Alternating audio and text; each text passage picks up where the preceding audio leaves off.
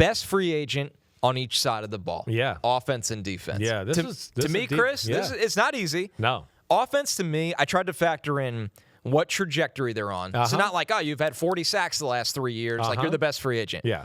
Like, projecting value. Yeah. Like, what kind of impact can you make? I went with Alec Pierce. You're not crazy. Because you have, absolutely installed it in my brain, like explosive plays. Yeah. And this guy's gotten better. And he's done more at times with less. He has. In his situation. Yeah. Where his best football might be ahead of him, he could be an insanely high-end number 2. There's a world where he evolves into some team's number 1. Agreed. Or he gets on a team where it's like, wait, we don't have it. We got 2 kind of 1-ish, 2-ish type of guys, and we just spread it out to both of you all the time. But I'm not mad at you there. I mean, Alec Pierce is somebody, first off, yes, I'm a fan of, and I think you'll remember back, I kind of, put myself out there about him coming out of Cincinnati. I ranked him ahead of guys like Garrett Wilson and Chris Olave, because I was like, wait, this guy's bigger. He's got more structure to him. The traits. And he's every bit as fast as them. Yeah, volleyball background. Yeah, a volleyball background. I mean, the family lineage was all athletes. So, that's one that certainly was in the running for me. I don't want to copycat you, but that was probably the first one that came to my head. Actually, the second one. It is rare where we get to a place here where you go, wait, one of the best centers in football is there? Tyler Linderbaum? Doesn't really happen. Right? Doesn't happen much. You see that? Got a guard in, David Edwards from Buffalo, where you go, damn, a guard of that caliber free to be had. Rasheed Walker, franchise left tackle-ish. Right, another He's guy. one of my categories for sure. So it's just like, wow, there's some good ones there this year. Tyreek Hill's out there. I'm going to go with the quarterback though, and Malik Willis still though. I am. I'm a believer in Malik Willis. Yes, you are. You've been carrying this flag. I have. The beginning. I have. So I'm going to go with that. Now, where that ends up, I don't know. I'm going to bet that it is Arizona. Right. I think it's all kind of laying out that way. Yeah. To where they could pay him, again, real good money, but not, okay, it's altering our franchise.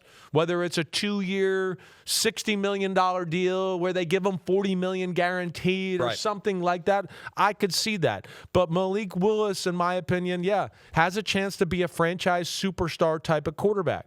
I watched some throws of him yesterday because I was just like, I've really been on the bandwagon hard. Yeah. Let me make sure I feel as good about this. One last quality check. So I kind of went back to his games last year, and I just came away and I went, okay, I'm right. I feel really good about it. We'll see how it shakes out. I get it. But from my evaluation of what I've seen on TV and watching him on film, I mean, tremendous. Where he's come from to where he is now. I mean, he is a machine throwing the football who can really step on the gas and throw lasers, and he doesn't lose control of the ball. His mechanics are really good. So, I'm going to go with Malik Willis there, Connor. Is the best defensive free agent too obvious, or do you think there's some combo here? Because I looked at it and I was like, man, when he's healthy, let's not forget before last year. 2 years before, Trey Hendrickson had 35 sacks. Right. And he plays the run. Yes. So it's like, I get he was hurt last year, and he is older, but if he's back to the form he had the 2 previous years, he can kind of change how the front 7 looks for any team. I think so. I mean, he's certainly one of the obvious answers at the very top. And then the value of the position, like you've mentioned. Yeah. All of that. Yes. I think he is in that combo. Now, I'll throw a few guys out there that, I think can challenge that a little. I'm a big Devin Lloyd fan. Yeah, absolutely. I am that. And, to be different again with you, because I do agree with I think Trey Hendrickson there. I'll go with Devin Lloyd. Devin Lloyd is what everybody's looking for at the NFL position, at the linebacker position in the NFL.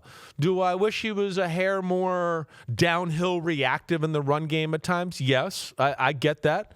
But still, I don't come away watching him going, oh, he's not physical or he doesn't bring it.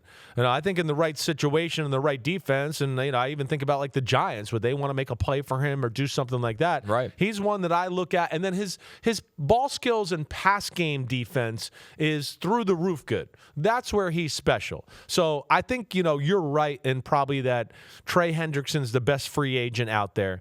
Jonathan Gennard, for the reasons you talked about, is up there in that conversation because he can add that same value that you talked to.